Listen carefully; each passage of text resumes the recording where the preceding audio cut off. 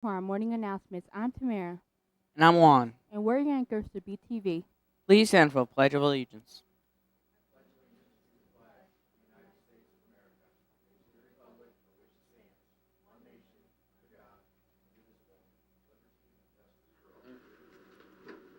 Today is Friday, February 5th. It is National Wear Red for Women's Day and Trayvon Martin's birthday. This is also National School Counseling Week. Remember to say a kind word to Mr. Landers and Miss Neal when you see them today. B212 is open again for 8th grade laptop repairs during college prep.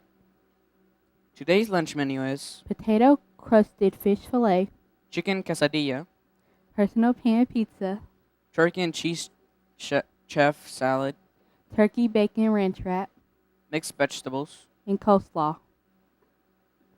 Today's book It is drive time. Please bring in your new or lightly used books to donate in honor of Principal Jordan. Thank you all who have donated so far.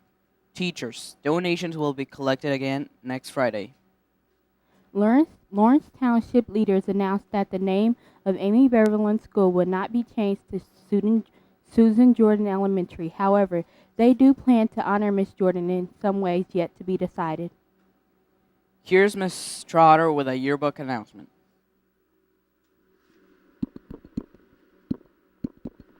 Are you paying attention?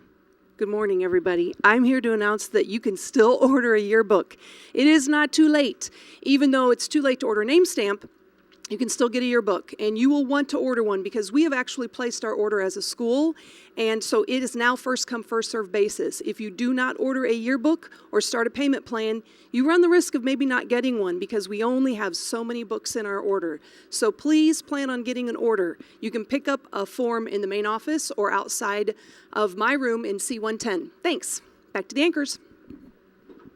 Male students interested in playing lacrosse should plan on attending the Beginners Clinic held on Wednesday mornings in the Hyatt Gym at 7:15 through the month of February. If you are interested in playing this spring, you need to attend these clinics to learn the basics. Sticks will be provided if you do not have one. Now to Madeline with more sports and weather updates. Today's weather will be a high of 43 and a low of 23 degrees. Sports facts. The approximate actual playing time in Major League Baseball is under 18 minutes. Sports news. Last night, the high school Northside Madness LC won 69-68 against number 2 ranked Center Grove North. Also, last night, wrestling won 63-47 against Southport. Swimming girls won against Eastern Hancock. Boys only lost by a little. Great way to start off the season. And now back to our anchors. Thank you, Madeline. Continuing our February series on Black History Month, we bring you an interesting fact and information along with the quote later in the broadcast. Today's fact is Henry Hank Aaron, the home run king of baseball, was born in 1934. In national news, if you buy a state lottery ticket, you have 1 in 42 million chance of winning. There is a $63 million lottery ticket that has supposedly unclaimed, but a man from California sued the state because he claims that he won that jackpot. He says that he sent it in, but in the return, he received a letter saying, too damaged to be reconstructed. Lottery is unable to process your claim. The spokesperson of California Lottery says that there's no record of him turning it in. NASA proposed a plan to Congress to send astronauts to Mars sometime in the next 20 years. Democrats and Republicans disagree on how NASA should do this.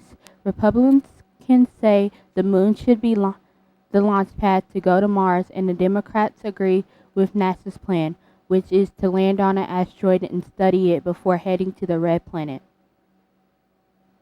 On this day in history, in 1783, an earthquake devastated southern Italy. Interesting fact, elephants can't jump, but every other mammal can. Riddle of the day. What can you catch but not throw? What? A cold. Quote of the day, you must never be fearful about what you are doing and when it is right, by Rosa Parks. Now to Mr. Harsha with the rest of the morning announcements. Have a great Have day, a great Bruin. day, Bruins. Good morning, Belzer. Three quick things this morning. First thing we're going to talk about an issue that's been coming up a little bit in the cafeteria.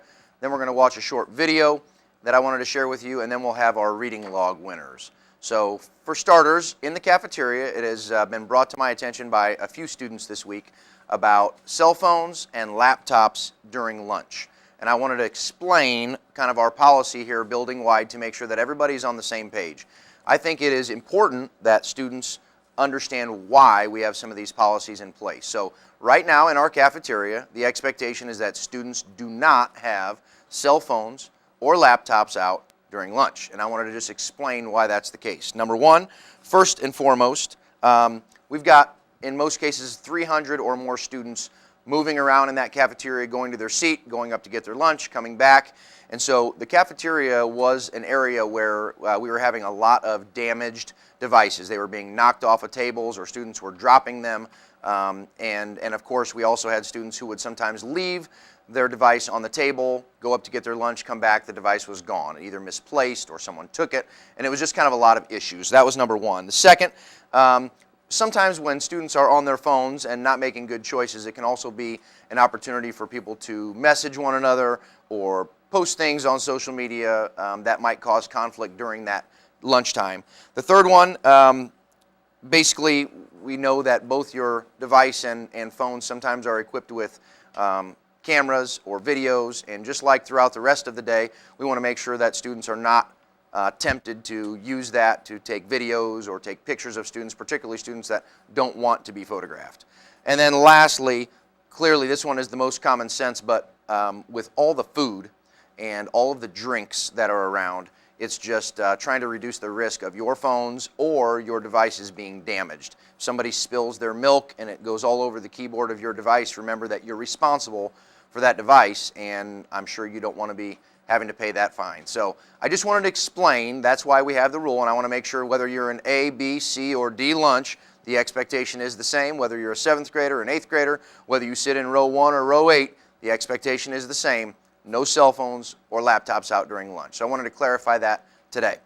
We're going to move on and shift gears here. I want to show you a short video. This actually was sent to me by a teacher, and that teacher thought that this kind of applied with some of the things that the staff and I have been talking about, and I wanted to share it with you. The speaker on the video is going to be sharing with you a little equation, and the equation is PA plus E equals P. And as you watch that video, I want you to pay attention and to what that equation means and what those letters stand for. PA plus E equals P. So take a minute to watch this video, and then I'll follow up with a little comment at the end. Effort with the Cowboys on the blackboard was written by one Jimmy Johnson. PA plus E equals P. This is simple for everybody. You have so much God-given talent, and you really can't control that. You can control your effort and your attitude.